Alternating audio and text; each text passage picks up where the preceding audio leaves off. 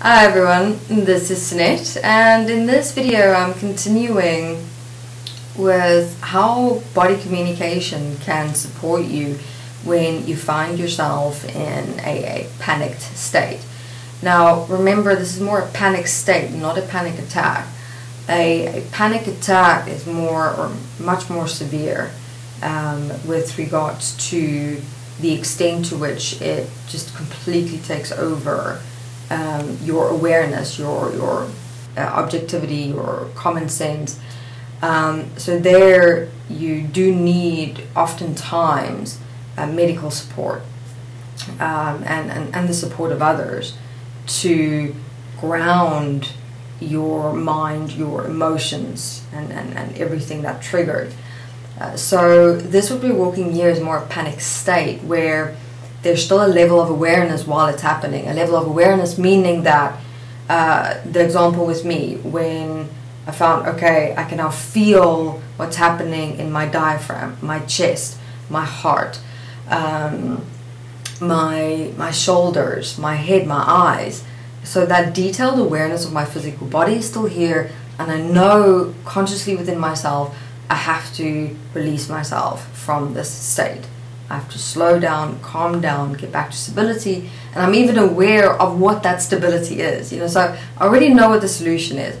So that all those dimensions of awareness is still here, which shows me that I'm still here. It just feels like I'm not, and that my mind's like in a way completely taken over. Whereas in a panic attack, you lose complete sense of touch with yourself, your body, reality, everything.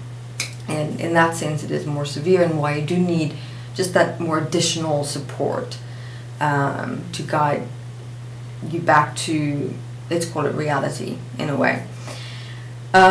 So here, what happened then when I realized that, so I would like to say first and foremost, when you realize, okay, I've gotten myself into the state, let me breathe, or many of you may have found techniques and methods that works for you to just calm down the energy.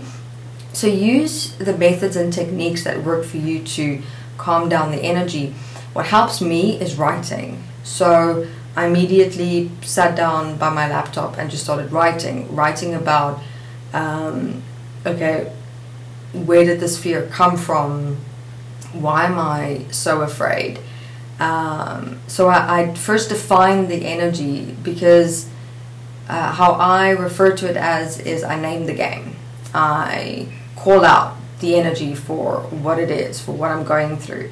So I started out with writing, okay, I am in a panic state, but then I realized, okay, I must describe this panic state a bit better. Feeling exceptionally nervous and anxious because I'm in this fear and worst case scenario of something happening to my partner.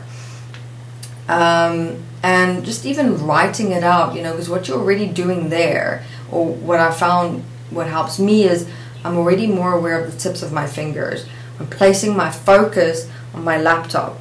I am engaging my awareness, my directive principle, my choice and decision of what it is that I want to put my attention to, because what I found in these panic states is I go into a complete alternate reality, obviously, in my mind, and I can be consumed by fears and emotions and all these energies and their effects on me and my body, that I'm not engaging my awareness, my objectivity, my common sense, my ability to choose to change myself in this moment.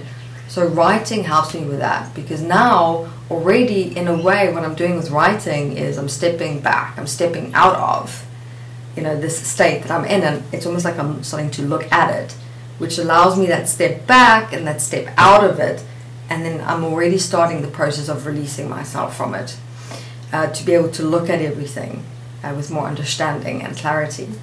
So after about one page of just some writing, I started calming down, and it's like every now and then still, these fears would try popping up inside my mind, and like looking at this going, no, no, no, no, I'm not going to entertain these fears right now. I'm asserting myself, deciding to become more stable, be here, calm down, slow down, because I know if I'm going to be following those fears and going into them and going into my imagination, it's just going to get worse. And so with writing, that's what stabilizes me. With writing also, pacing my breathing, making sure my breathing is in a rhythm. Alright. And once I've written and breathed and I've calmed down enough where I can direct my fears. What does direct my fears mean? Where I'm in a stronger position inside myself to say no, I'm not going to entertain these fears anymore. But for a while still after that, just because of the intensity of all those mixed emotions, my chest was quite sore, my heart was also still achy, my muscles were tight, and so what I do after that is just a bit of stretching. So just stretching my arms and my neck. It's literally like stretching out the effects of the energy on my body, and just releasing that slight bit of tightness, and that also really guides me just back into a more comfortable, embracing position with my physical body. Alright, so everyone here, these panic states, it's interesting in having a look at what it did to my diaphragm, my chest and my heart. It's literally like it was this metal plate that just with quite a force banged like a shield, you know, but someone else throwing a shield at me, like a mini shield that would cover only this area here, and it just went poof, and it just really stuck in there, and that's why it also felt like that heavy weight.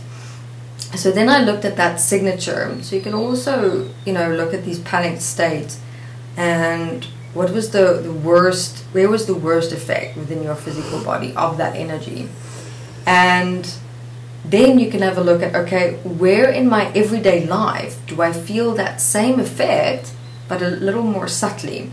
So what I've been doing then since then is having a look at where and when my chest goes tight, my heart slightly aches, and I've got pain just right here under my diaphragm when I go into a state of fear or anxiety, worry or concern. And you know what, it's so interesting that I then started noticing it didn't only have to do with me thinking, okay, what if my partner dies in a car accident? It always had to do with these little moments of being worried about him or concerned or fearing and stressed and thinking the worst possible things could be happening. So it was these little, all these random little moments that would accumulate in my life over time and then become this massive metal shield, inside of me that would suddenly activate and become this massive panic state. So all in all, this panic state was made up of many little moments of mixed emotions in everyday life. So what I've been doing since then is to ensure that it doesn't accumulate again, to prevent the accumulation over time, is to look out for these moments of concern, worry, fear, that is emotional to the extent where it actually hurts my body. That's where the problems come in. You know, obviously it's cool to be concerned when you care about someone, you love them, you know, to be concerned and worried, and you know, that is part of I think in a way also how we show we care or we love. But the problem comes in when it becomes an emotional state to the point where it actually affects your body. I mean, there are different ways to show concern, worry, and those type of things. But as I said, for me as well, you know, it got to a point where it actually hurt my chest and my heart and my diaphragm. These emotions are pretty intense. And then when the moments where it does happen subtly, I just breathe in, out. I remind myself, I don't want this to lead to another panic state again. So remind myself, him and I are here, can do nothing about controlling reality. As difficult as that is to make peace with sometimes. But I choose to not live in fear. Choose to be here and enjoy this moment with my partner. I don't want to have memories of moments of living in fear all the time with him. So that kind of statement also helped me. So you can also have a look at speaking statements to yourself, inside yourself, whenever these type of fears come up in your everyday life. They just remind you of where you are, who you are, and what your choice is to live and experience. Alright everyone, thank you very much for listening. And you know, in my mind-body Innerverse process, this is essentially the type of things that I guide you with and then teach you to do in understanding and communicating with your own body. And what's also quite beneficial in like the one-on-one chats or recordings that I do for you is being able to, with your personal mind-body experience, be able to map it and understand it. Alright everyone, thank you very much, and I'll see you in video sharings to come.